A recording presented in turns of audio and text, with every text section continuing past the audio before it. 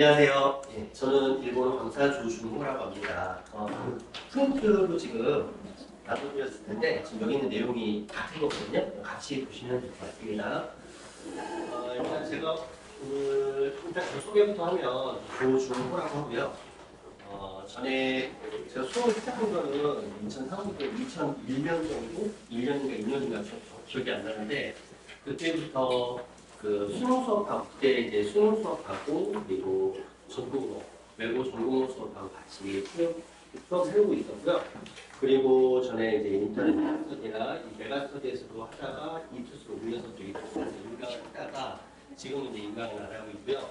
그리고 수능 수업하고 그리고 아까 말씀드렸듯이 대원하고 한영에서 주로 그 전공어 수업을 하고 있었고 그때 당시에는 그 내신 수업도 내신 수업이지만 제1기라고 해서 그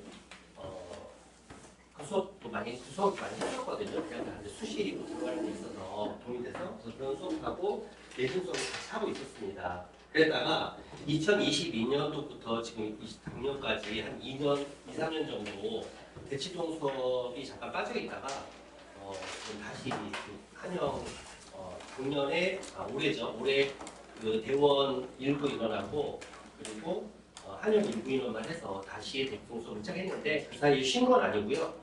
다른 또 쪽에서 경기도 쪽에서 수업을 하고 있었습니다.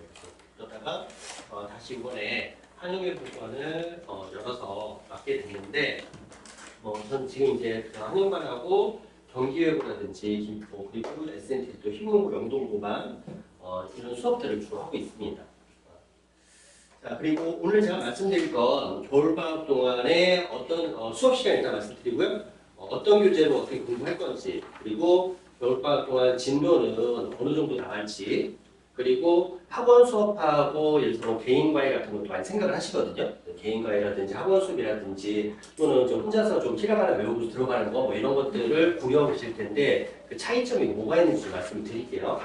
그리고 연간 1년 동안의 수업 계획이 어떻게 되는지 얘네는 중간고사가 없거든요. 기말고사만 두 번을 보는데 방학 수업을 하고 나서 그 계획이 어떻게 되는지 좀 전반적으로 보도록 하고 그리고 일본어 한영외고 일본어 학교 수업이 어떻게 커리큘럼이 짜여져 있고 내신 대비는 어떻게 해야 되는지 그리고 제가 수업하면서 아이들이 어떤 결과가 있었는지 이런 것들 간단하게 말씀을 드리도록 하겠습니다. 그럼 시간은요 12월 31일에 개강을 하고 화학 목요일 저녁에 6시부터 9시 일단 수업이 잡혀 있습니다. 그리고 일단 겨울방학이었고요. 그리고 아마 개학을 하게 되면은 중간고사 기간에는 강의가 쉬었다가 빠져 있다가 기말 대비해서 다시 해야 되는 그런 상황이 되거든요. 그러면은 거의 겨울방학에 중간고사 기간 동안에 그렇다고 해서 일본어 수업을 학교에서 안 나가는 건 아니에요. 그래서 진도를 나가고 있습니다. 근데 기말고사 때 그러면 범위가 거의 1학기 범위가 다 들어가는 거거든요. 범위가 엄청나게 많아요. 그래서 대비를 미리 하지 않고 있다가 기말 때 그때 닥쳐서 과목이 두 과목이기 때문에 실제로는 두 과목이기 때문에 다른 과목보다 시간이 더 많이 할애가 돼야 돼요. 시간이 엄청나게 부족하거든요. 전에 제가 대충 이제 수업할 때는 중간고사 없을 때나 한영은 있었고 그때 대원이 없었는데 그때는 그 5월 초에 단기방학이라고 해서 그 시간대에 집중적으로 몇 번 더 추가를 해놓고 이랬었는데 제가 이번에 계획하는 거는 겨울방학 동안에 그냥 다른 교재 하지 말고 다른 교재, 기초 교재를 해서 자체 교재를 해서 몇 회를 하고 한 6회 정도를 잡아서 해주고 기본기를 다져주고 그리고 내신 선행을 미리 해놓으면 중간고사 범위 전체는 아니 중간고사 기간 동안에 나가는 그 범위 정도 나갈 수가 있거든요. 그래서 그걸 미리 선행을 하는 게 좋지 않을까 이렇게 계획을 해놨습니다. 좀 이따 좀 말씀드릴게요. 겨울방학 동안에 사용되는 교재는 그래서 일본어 처음 배우세요라는 교재가 있는데 교재로 하지 않고 이거 자체도 프린트로 할 거예요. 프린트로 하고 왜냐하면 다르게 게 아니기 때문에 제가 아까 말씀드린 대로 앞에 기초적인 것만 다뤄주고 그리고 바로 학교 교재인 전공기초 일본어와 일본어 회화 교재를 하거든요. 학교에서 교과서를 하는데 이걸 가지고 하는 게 좀 더 효과적일 거라는 생각이 들었어요. 왜냐하면 아까 말씀드렸듯이 중간고사 대비 기간 동안에 수업을 하기가 좀 애매하니까 애들이 집중 어차피 못하고 하기 때문에 미리 좀 나가는 게 좋겠다라고 해서 이렇게 짜봤습니다. 그리고 기본적으로 수업 교과서 같은 경우는 교과서는 뭐 아직 없다 하더라도 제가 프린트로 만든 걸로 하면 되거든요. 그래서 프린트로 해서 나가고 어휘 자료와 장문 자료, 테스트 이렇게 같이 나가게 될 것 같습니다. 일단 이 교재를 가지고 하는데 이렇게 나간다고 했잖아요. 예. 제 수업의 특징은 좀 이따 다시 한 번 또 말씀드리겠지만은 일단 일반적으로 만약에 과외를 한다, 1대1 과외를 해요. 그럼 좋은 점은 자기 어떤 그 학생의 수준에 맞춰서 레벨에 맞춰서 천천히 나가든지 좀 빨리 나가든지 이런 진도 조절이 가능하다는 점을 볼 수가 있어요. 하지만 보통 과외들을 보면은 자료가 부실한 경우가 굉장히 많아요. 보통 뭐냐면 교과서를 하면 교과서를 가지고 읽고 해석해주고 그리고 일단 거기서 끝나는 경우도 많고 그리고 거기서 조금 더 자료를 준비해준다 하더라도 단어 자료나 아니면 뭐 이 정도 준비해주는 게 다거든요. 어휘 자료라든지. 일단 기본적으로 저희 수학 같은 경우는 진도 위주의 수업은 아니에요. 특히 겨울방학에는 진도를 많이 나간다고 해서 좋은 게 아니에요. 절대 아니거든요. 뭐냐면 기초가 되게 탄탄해져야지 그 뒤에 진도를 쭉 나갔을 때 내신 때 진도를 본격적으로 나갔을 때 자기 걸로 그때그때 다 만들어갈 수가 있는데 기초 공사가에서 부실해지면 나중에 아무리 넣어주려고 해도 받아들이기 힘들고 잘 못 외워요. 잘 외우지 못하고 그리고 실수하는 경우가 굉장히 많거든요. 그래서 기초를 좀 탄탄하게 하려고 생각을 하고 일단 단계별로 학습을 하는데 단원 내에 있는 어휘를 일단 확인을 해요. 암기라기보다 확인을 하고 이 단원 내에서 문법 설명을 해줍니다. 그리고 2단계로 문장 본문을 가서 읽고 해석을 해보겠죠. 읽고 해석을 같이 해본 다음에는 읽기 연습을 시켜요. 읽기도 많이 시켜야 되거든요. 왜냐하면 그냥 단순하게 본인이 처음에는 예를 들어서 뭐 히라가나를 외웠어? 이렇게 물어보면 다 외웠다고 해요. 들어가기 전에 개인적으로 외웠다고 하는 경우가 많이 있거든요. 근데 실제로 그래서 공부 좀 하다가 온 학생 같은 경우에 히라가나를 시켜보면 외웠다고는 하지만 막상 못 쓰고 읽는 것도 떠듬떠듬. 그러니까 외운 게 정확히 외운 게 아닌 경우가 굉장히 많아요. 그래서 또 그런 부분들 리뷰에 있는데 일단 그래서 읽기 연습도 시켜줘야 되고 그리고 쓰기 연습한 다음에 장문, 말하기 마지막으로 테스트를 통해서 이 단원에 있는 문법 다 이해됐는지 단어는 외워졌는지 테스트에서는 어휘 문제와 그리고 오문정정 문제가 있는데 틀린 문장들을 내줘요.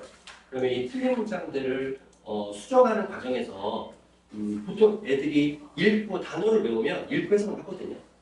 읽고 해석을 하는데 문장을 바꿔냈을 때 틀리게 만들었을 때 못 찾아내는 경우가 굉장히 많아요.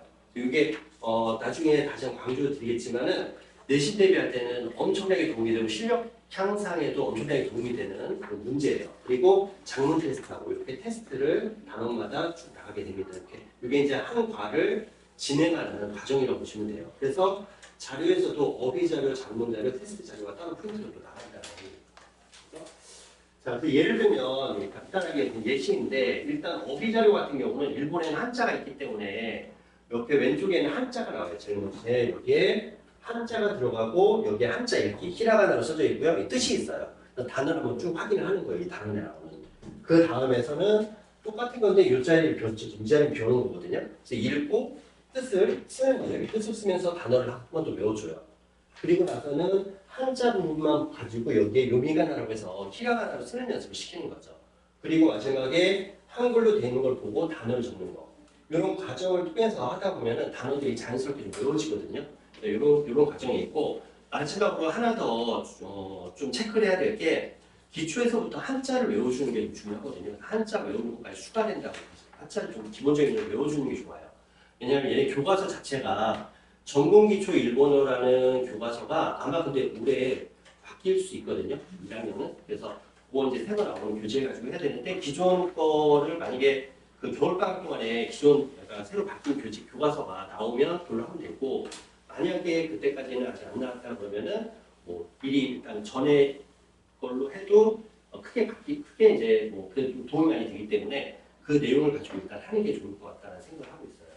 그래서 한자들이 굉장히 많아요. 얘네 전공기초 일본어가 처음 시작하는데 교과서로 하잖아요. 바로 시작을 하잖아요. 그러면 절대 못해요.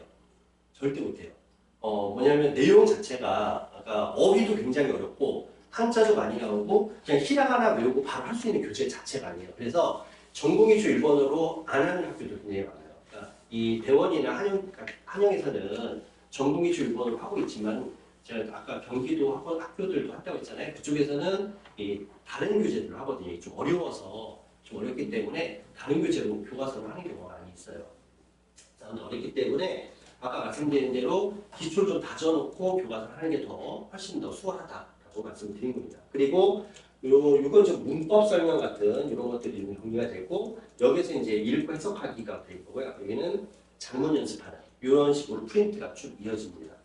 그리고 테스트 같은 경우는 어휘 같은 경우에 매칭 문제거든요. 그래서 여기에 일본어하고 한글 또는 한자 묘미가나 해서 히라가나로 되어 있는 거 이게 맞는지 틀린지 OX 하는 거예요. 근데 이게 일본어에는 장음이라든지 타음이라든지 뭐 요음이라든지 이런 발음 부분에서 발음 부분이 있는데 그래서 뭐 예를 들어 영어를 일본어로 말씀드려야 되나? 그러니까 일본어로 말을 한다고 해서 일본어로 바로 쓰질 못해요. 쓴 틀리는 게 굉장히 많아요. 그러니까 장음이 있다든지 탁정을 잘못 찍는다든지 왜냐면 발음이 써져 있는 그대로 되는 게 아니라 좀 바뀌거든요. 실제로 읽을 때는 그래서 틀리는 경우가 굉장히 많아요. 그래서 아까 말씀드린 대로 이런 어휘 아까 뭐죠 히라가나 쓰는 연습도 하고 그리고 단어 쓰는 연습을 계속 시키고 장음 틀린 거 맞는 거 이런 것들 체크를 많이 해놔야지 나중에 내신할 때는 그게 잘 다져지면 내신할 때 정말 도움이 많이 돼요. 근데 이게 처음에 안 잡히면은 나중에 1학기 지나고 2학기가 되고 2학년이 돼도 틀리는 경우가 굉장히 많아요. 처음에 기초가 잘 안 잡혀 있으면. 그래서 저는 처음에 시작을 제대로 해야지 그렇지 않으면 나중에는 시간 투자를 많이 하고 열심히 하려고 해도 항상 완벽하게 못하는 그런 경우들이 생겨요. 물론 늘긴 하겠지만 완벽하게 하려면 처음에 잘해야 된다. 그리고 여기는 오문절 중에서 이 문장이 틀린 거거든요. 틀린 걸 찾아내서 O면 O, X면 X, 틀린 거 OX를 한 다음에 틀린 부분 수정하는 식으로 문제를 출제를 해요. 이렇게. 그래서 요거를 하다 보면은 자연스럽게 그 문단이 그 단원에 있는 내용들이 완벽하게 자기 걸로 될 수 있다. 거죠. 그리고 이런 경우도 있어요. 요거는 뭐냐면 이거 기초 때 하는 건데 기초 때 제가 해야 되는 거라고 생각을 하는데 이게 도움이 많이 되더라고요. 뭐냐면 일본어를 읽고 뜻을 쓰는 것까지 했는데 일본어로 쓰는 거를 시켰을 때 굉장히 어려워해요. 히라가나를 막 외웠기 때문에. 그래서 여기 있는 발음대로 그러니까 히라가나를 발음을 쓰는 거 히라가나를 써주고 히라가나 발음을 한글로 쭉 쓰는 연습 그리고 요거는 지금 일본어를 한글로 써져 있는데 여기에 히라가나로 쓰는 연습을 하는 거예요. 그러다 보면 히라가나를 좀 더 빨리 완벽하게 익힐 수 있는 내용이 되거든요. 그리고 문장 같은 경우도 역시 마찬가지로 읽고 해석하는 건 물론이지만 예를 들어서 와타시와 카이샤인지 아리마센이라고 하면 저는 회사원이 아닙니다라는 표현인데 이걸 일본어로 쓰는 연습을 시키는 거죠. 이렇게. 그래서 쓰기 연습을 처음에 초반에 굉장히 많이 시킬 거예요. 그러다 보면 기초가 좀 빨리 다져지는 편입니다. 그래서 이 방학 동안에 나갈 수 있는 진도는 1학년 과정에 50%까지는 좀 힘들 것 같고요. 40% 정도, 35에서 40% 정도 될 것 같아요. 아까 말씀드렸듯이 중간고사 범위 정도는 충분히 넘어갈 수 있거든요. 그러니까 중간고사하고 기말고사 사이 범위 그 정도까지 진도를 나갈 수 있을 것 같아요. 그리고 여기는 지금 8연속에 7에서 8회부에서 자체교재 선행학습에서 자체교재 비중을 좀 더 많이 해놨는데 이걸 좀 줄일 수 있어요. 한 6회 정도로 줄일 수 있고요. 나머지를 선행으로 다시 돌려서 선행을 좀 더 일찍 시작할 수도 있을 것 같아요. 그거는 좀 유동적으로 상황을 보고 학생들의 상태를 보고 결정을 하면 될 것 같습니다. 그리고 범위는 전공기초 일본어가 한 1에서 5과 했는데 4과 정도가 될 수도 있고요. 보통 1학기 기말고사가 6과까지 나거든요. 6과가 범위거든요. 그래서 한 4과 정도까지 해놓으면 미리 좀 해놓으면 학교에서 내신 공부하기도 좀 수월하고 그리고 기말고사 대비할 때에도 크게 무리가 없을 것 같습니다. 이렇게 계획을 하고 있고요. 이거는 그 수업 계획인데 이게 조금씩 아까 말씀드렸듯이 좀 바뀔 수 있다. 그래서 이 정도 6회 정도 하고 나서 바로 이렇게 선행으로 바뀔 수 있다라고 생각이 될 것 같아요. 그리고 학원 수업을 듣는 게 아까 말씀드렸잖아요. 그래서 타학원 수업이나 개인 수업이나 혼자 공부하는 것과 본 수업을 들었을 때 차이가 뭐냐. 일단 제가 처음에 말씀드렸듯이 어느 선생님과 처음에 시작을 하는 게 굉장히 중요하거든요. 초반에 기초가 탄탄하게 잡혀 있어서 정확하게 읽고 정확하게 자기가 아는 부분을 일본어로 발음할 때 예를 들어 일본어를 외웠어요. 그럼 문장을 외운 걸 쓰는 걸 정확히 쓸 수 있어야 되는데 그렇지 못한 경우가 굉장히 많다고 했잖아요. 실제로. 그래서 그런 부분들 정확한 쓰기 능력을 향상한다. 장문 타음이라든지 이런 발음이 있기 때문에 이게 굉장히 중요하다는 말씀이고요.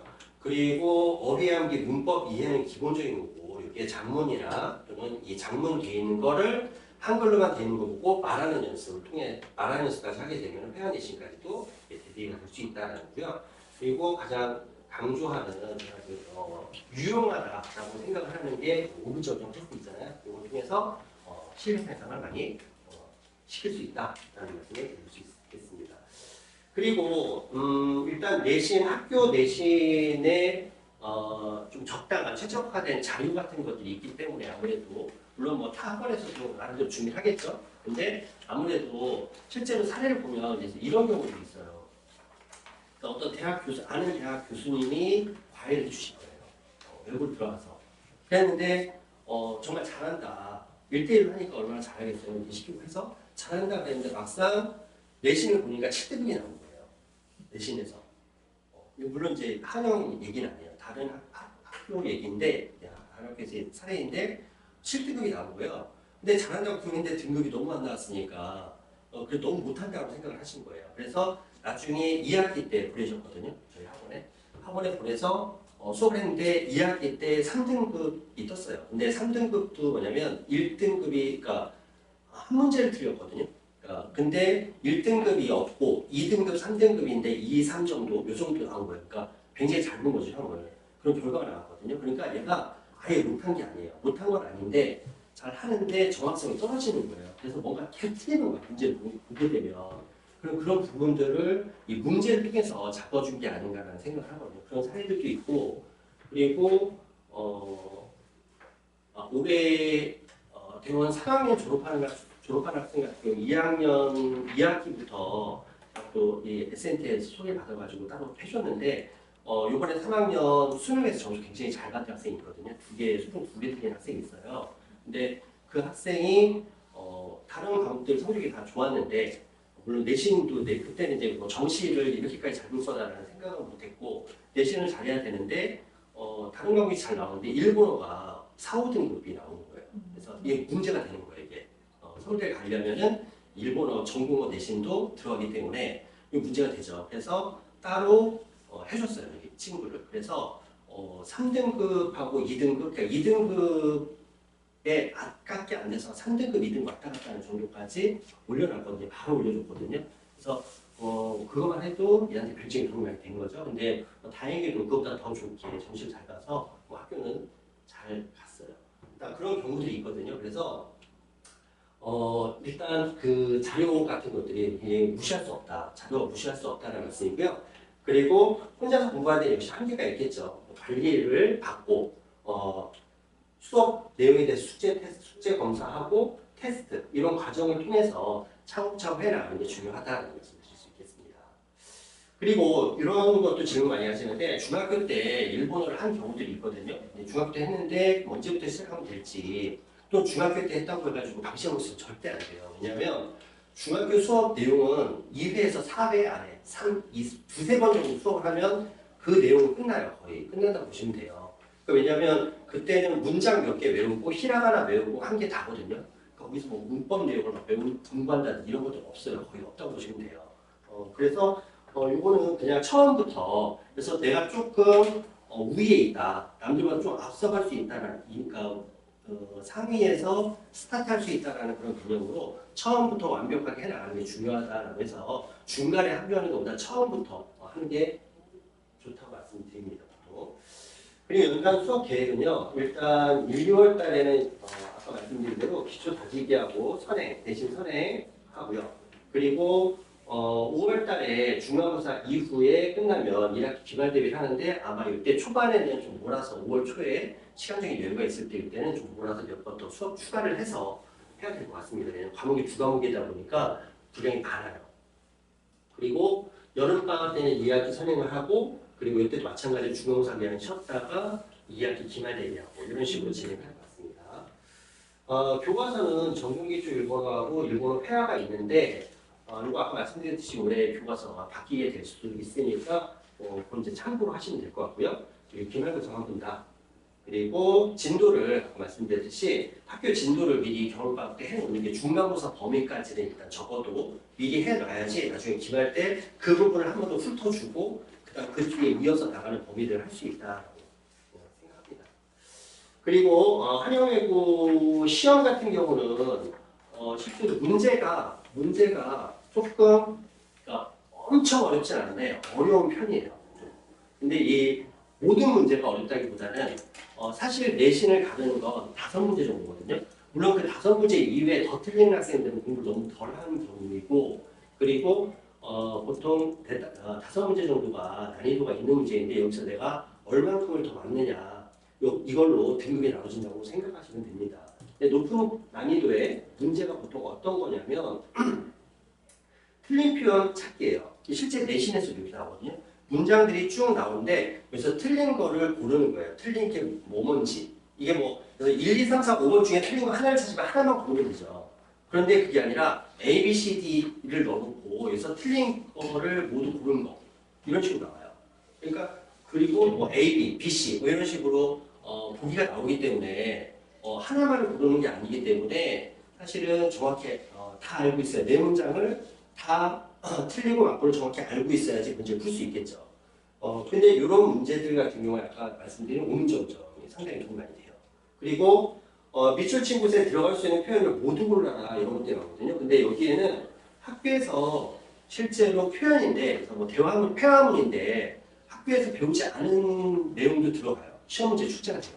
다루지 않은 것도 아니면 선생님이 학교에서 간단하게 가볍게 얘기하고 넘어가고 이런 것들도 들어갈 수 있거든요.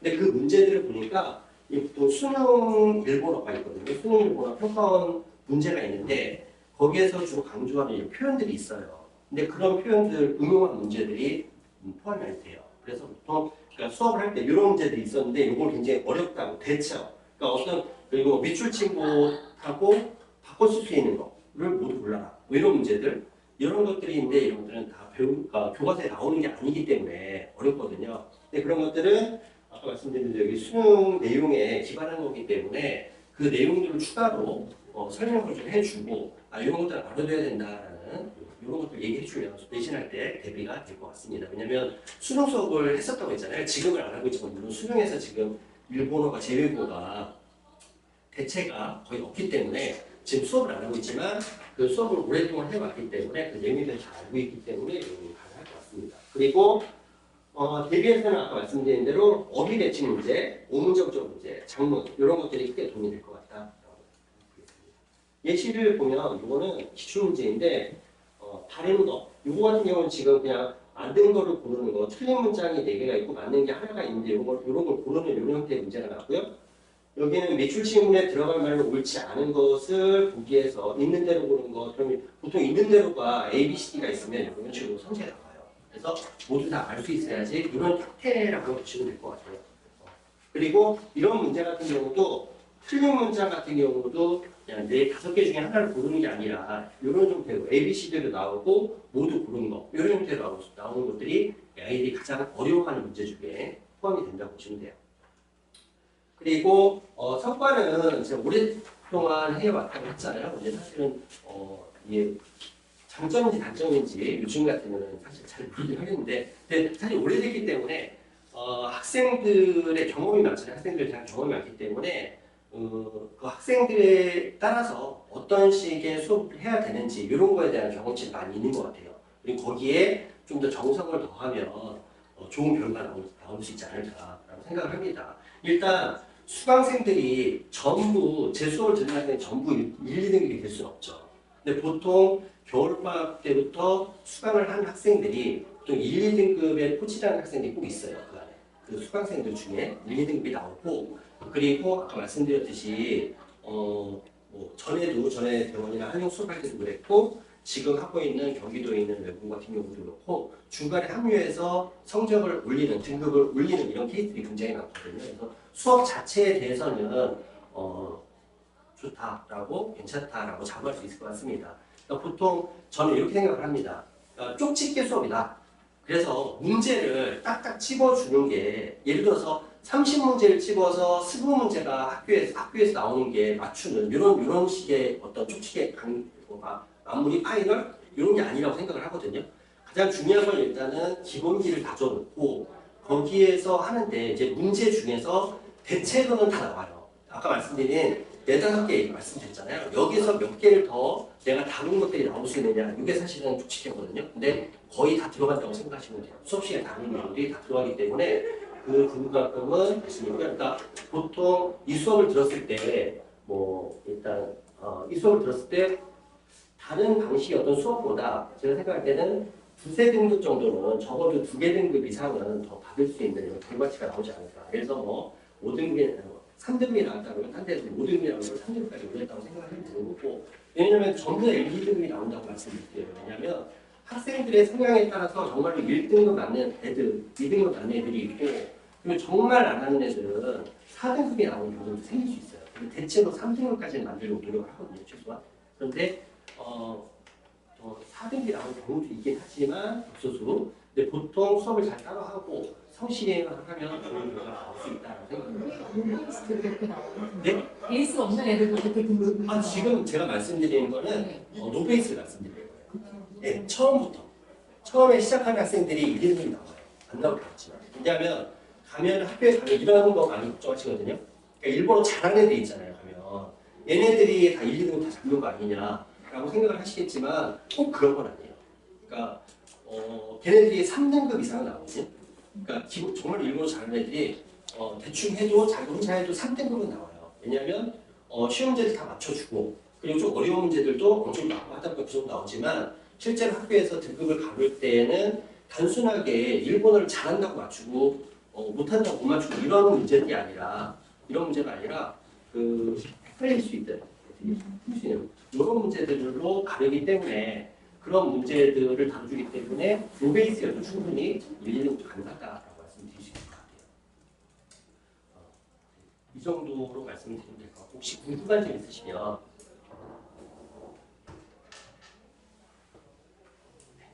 여기까지 설명을 드리고요. 예.